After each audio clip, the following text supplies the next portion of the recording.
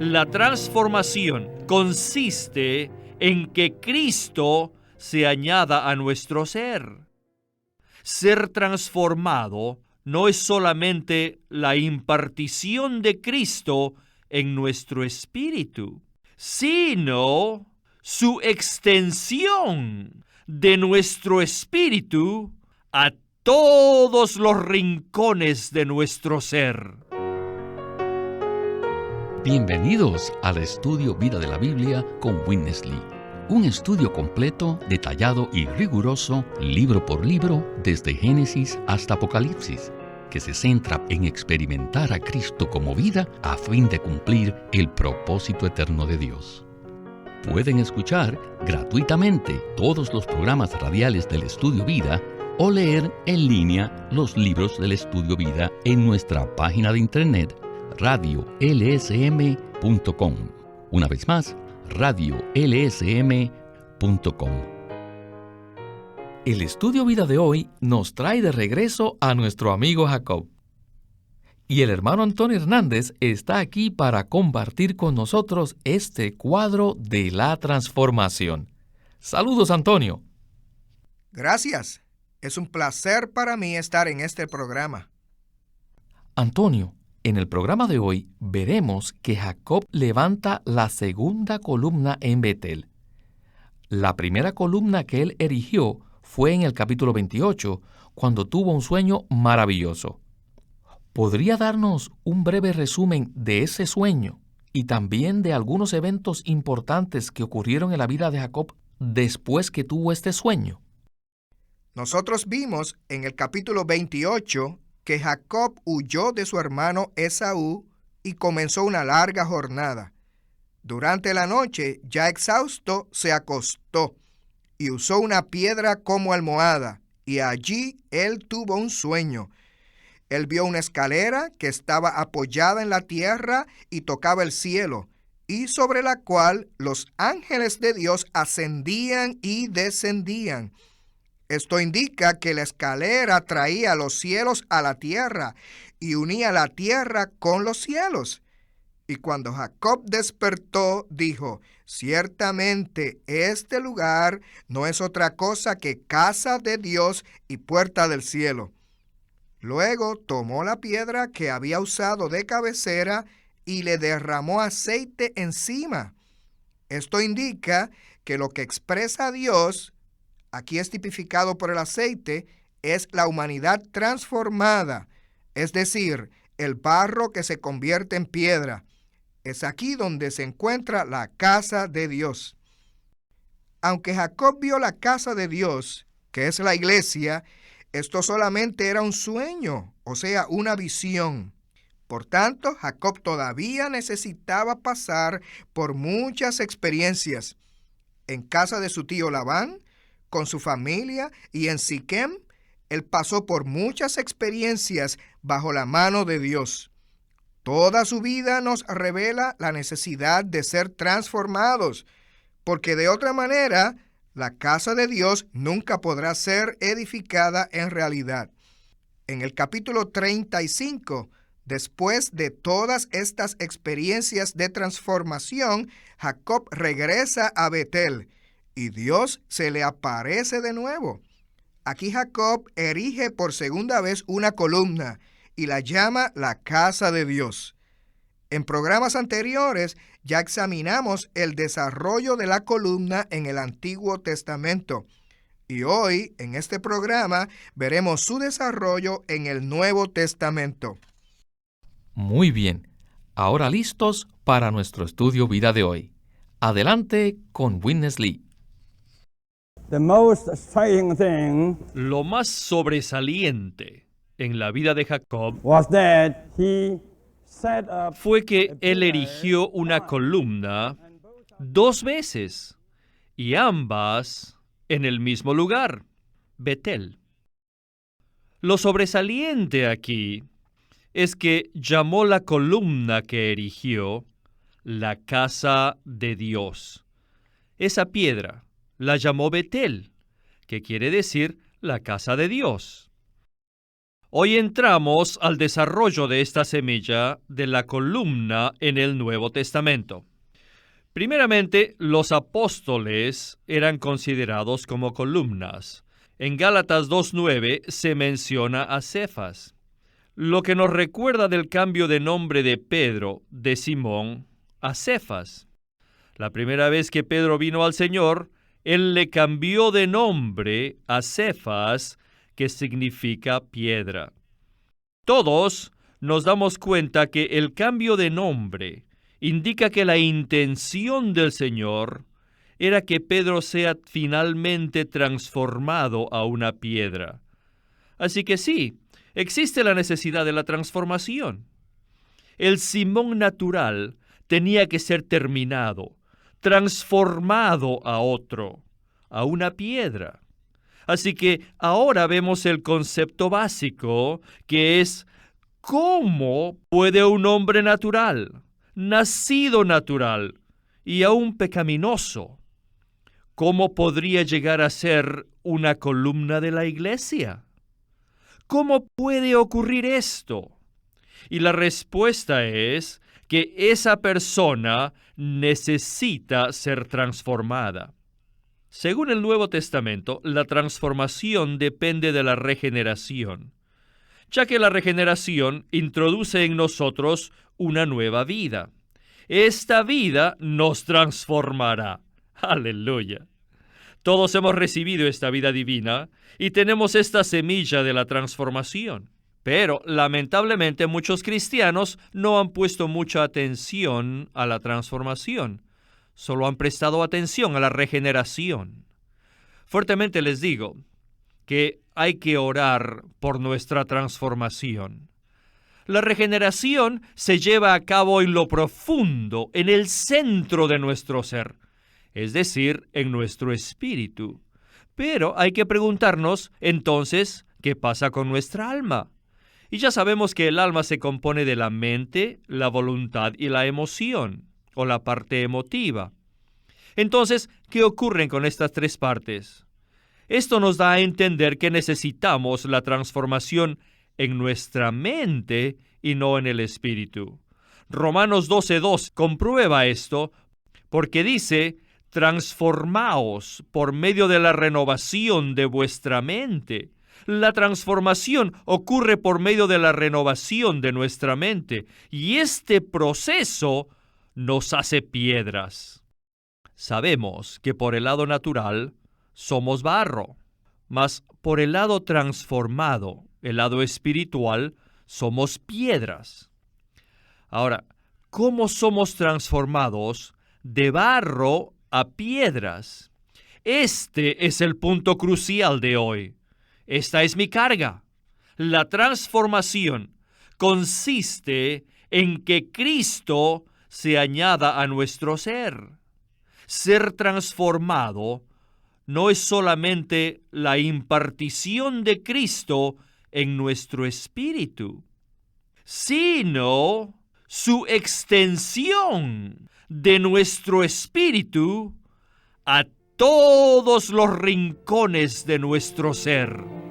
Son muy pocos los cristianos que han visto esto. Hermano Antonio, por medio de esta porción tenemos un hablar muy claro acerca de la transformación. Entonces, ¿cómo podemos tener una mente renovada y qué señales nos indican que esto está sucediendo? Esta es una buena pregunta. Efesios 4:23 dice: y os renovéis en el espíritu de vuestra mente. A la medida que Cristo, quien hoy es el espíritu renovador en nuestro espíritu, nos satura y se extiende en nuestra mente, así somos renovados. Podemos tener una mente renovada, como lo indica 2 de Corintios 3, del 16 al 18. Pero cuando su corazón se vuelve al Señor, todos, a cara descubierta, mirando y reflejando como un espejo la gloria del Señor, somos transformados de gloria en gloria en la misma imagen. Cuando a cara descubierta miramos y reflejamos la gloria del Señor, Él nos infunde los elementos de lo que Él es y lo que Él ha hecho.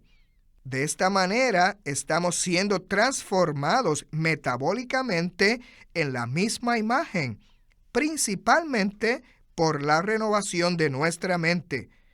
Esto también se ve en Romanos capítulo 12, versículo 2. Ahora, ¿qué señales nos indican que nuestra mente está siendo renovada? Por ejemplo, cuando escuchamos la palabra iglesia por primera vez, lo que nos vino a la mente era un edificio físico.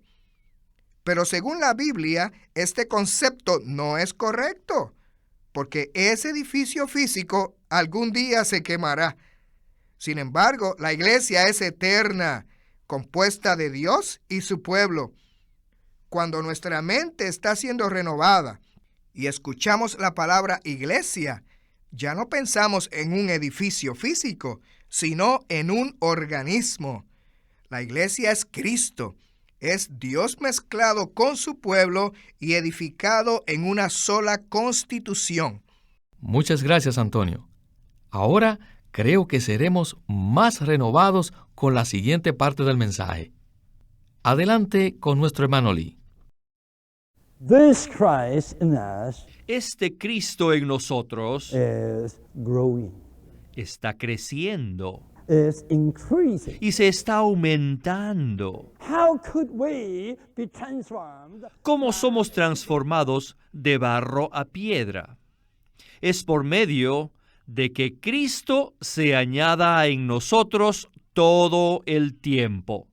La transformación es posible solamente al impartirse Cristo en nosotros. Hoy día necesitamos más Cristo del que teníamos ayer. Necesitamos que Cristo siga aumentándose en nosotros todo el día, hasta que le veamos cara a cara. Al leer el Nuevo Testamento, vemos que Pedro fue transformado y que Cefas fue una de las columnas en la iglesia. Al final del Nuevo Testamento, en 1 de Timoteo 3:15, dice que no solamente los apóstoles, los que tenían la responsabilidad, son las columnas, sino que toda la iglesia es la columna de la verdad. En el idioma griego, la palabra verdad es algo sólido, algo real. Esta es la verdad. Así que la iglesia es la columna que sostiene la verdad, sostiene la realidad, sostiene la expresión de la realidad, lo que es real. ¿Y qué es esta realidad? El siguiente versículo, el 16, nos dice: e indiscutiblemente grande es el misterio de la piedad. ¿Cuál es el misterio de la piedad? Más adelante dice, Dios manifestado en la carne.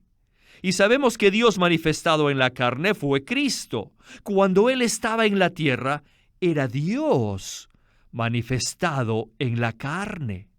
Por fuera era un hombre de la carne. Interiormente, en realidad, era Dios. Dios en su realidad se manifestó en el hombre Jesús. Y esta es la verdad.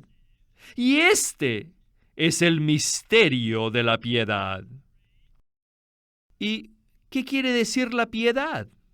Esto indica ser como Dios. La piedad es tener la semejanza de Dios. Cuando Jesús vivió en la tierra como hombre, en la carne y en un ambiente humano, la gente que lo observaba veía en él la semejanza de Dios.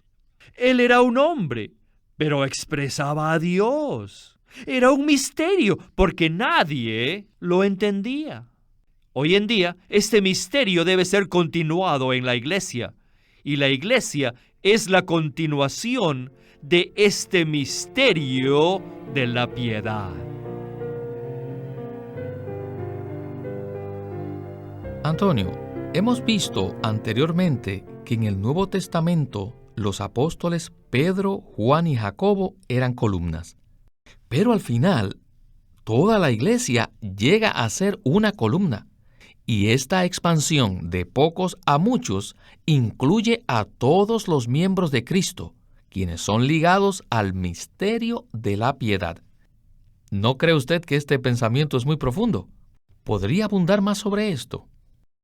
Sería bueno mirar en Primera de Timoteo, porque allí vemos que el propósito de Dios se relaciona con su economía. En el primer capítulo, Pablo le dijo a Timoteo que enseñara únicamente la economía de Dios. En el segundo capítulo vemos el deseo de Dios, que todos los hombres sean salvos y vengan al pleno conocimiento de la verdad. Y en el tercer capítulo vemos la casa de Dios, que es la iglesia del Dios viviente, columna y fundamento de la verdad.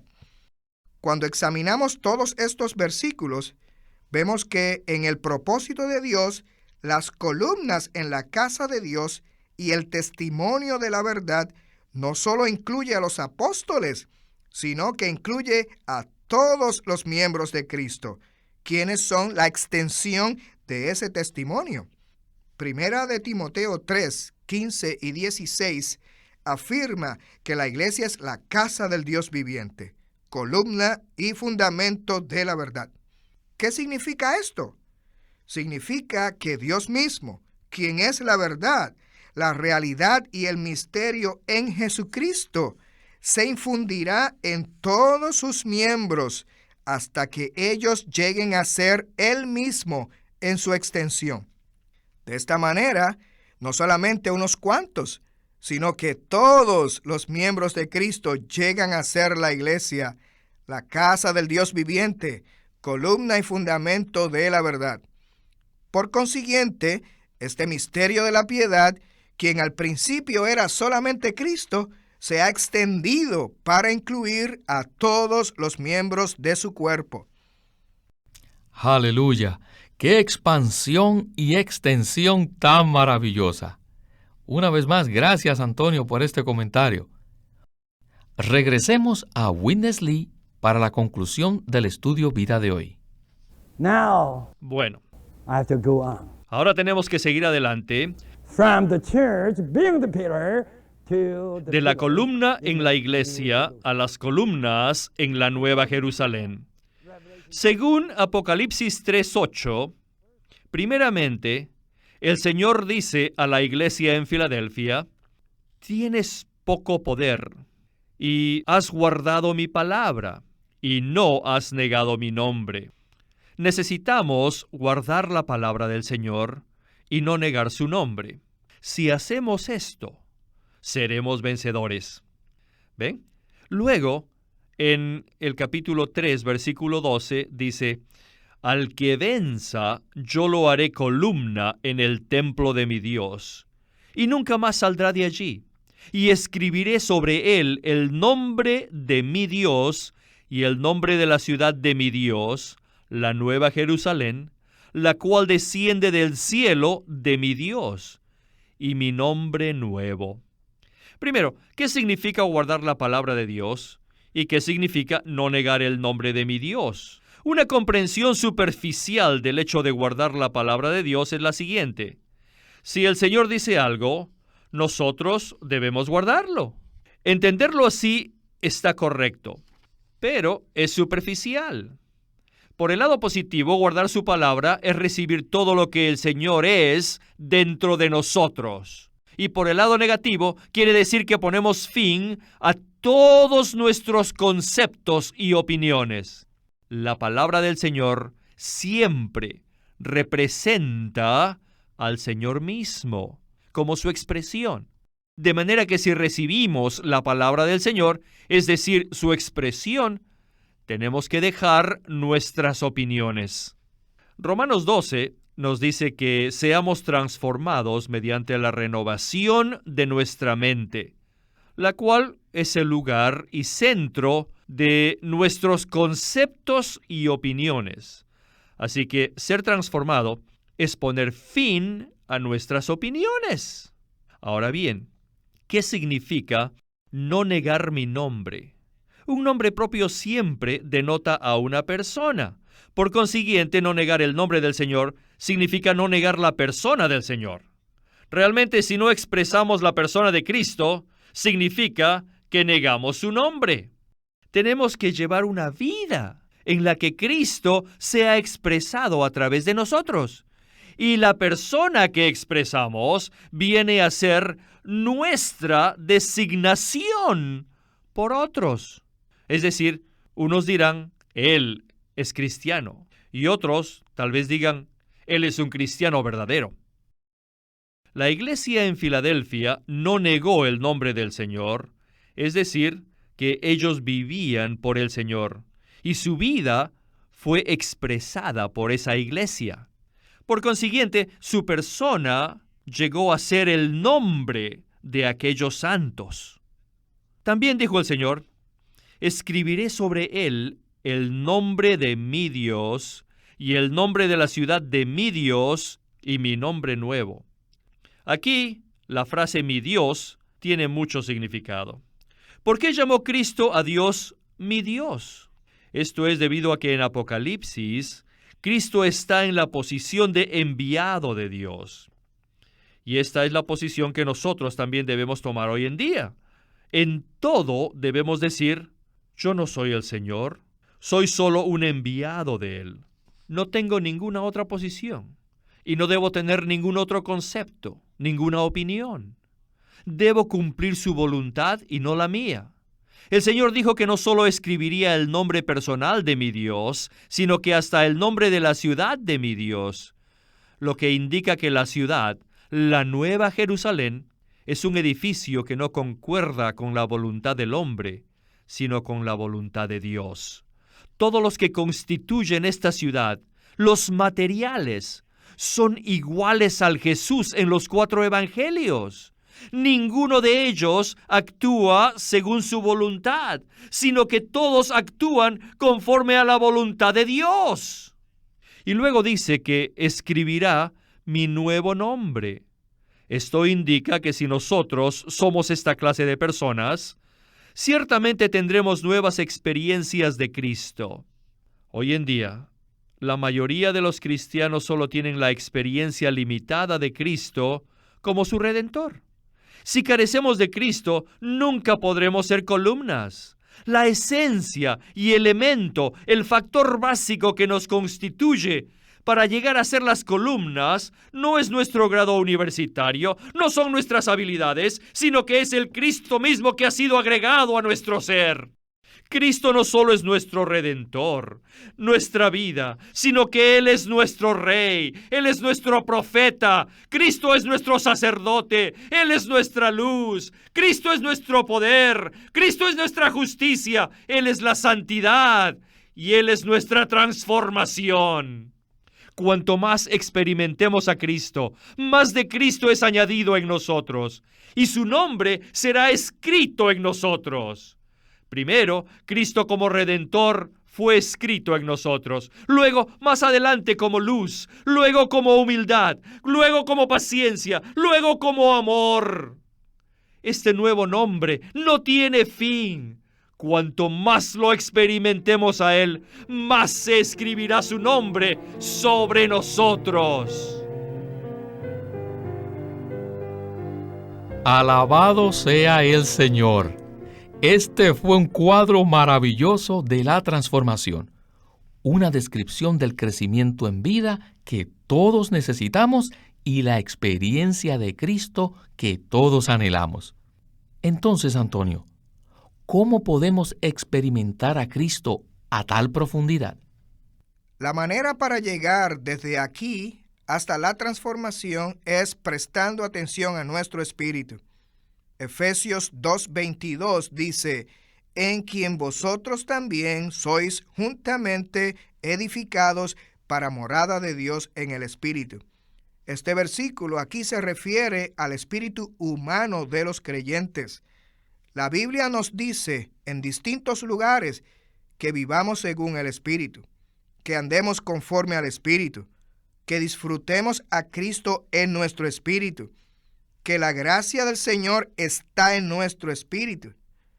Cuando prestamos atención a nuestro espíritu, entonces recibimos la infusión de aquel que nos está transformando. Así que, por medio de todas las circunstancias, permaneceremos en el proceso de la transformación, con el propósito de que la casa de Dios sea edificada mediante los muchos miembros transformados. Por tanto, la realidad de la casa mencionada aquí en Efesios 2:22, que es la morada del Dios viviente, está verdaderamente en nuestro espíritu. Cuando prestamos atención a nuestro espíritu, cooperamos con el Dios viviente para que seamos su casa. De esta manera somos uno con Él y nos mantenemos en contacto diario mediante su palabra. Así seremos constituidos de Él, quien es la verdad, y llegaremos a ser la columna y fundamento corporativo de la verdad. Hermano Antonio, estoy muy satisfecho y creo que también el Señor quedó satisfecho con el estudio Vida de hoy. Gracias por habernos acompañado y esperamos tenerle de nuevo muy pronto. De nada. Gracias.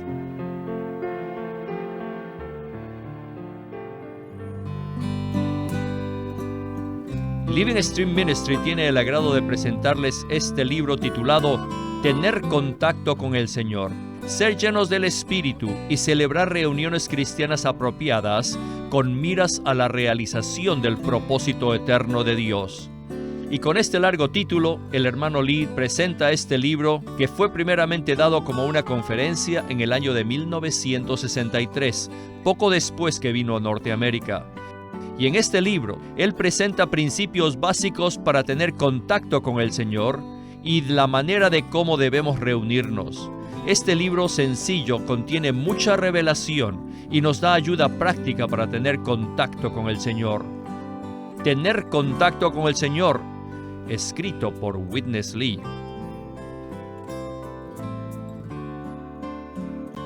Queremos animarlos a que visiten nuestra página de internet libroslsm.com. Allí encontrarán los libros impresos del ministerio de Watchman Nee y Witness Lee, la Santa Biblia versión recobro con sus notas explicativas, y también encontrarán folletos, himnos, varias publicaciones periódicas y libros en formato electrónico. Por favor, visiten nuestra página de internet libroslsm.com. Una vez más, libroslsm.com.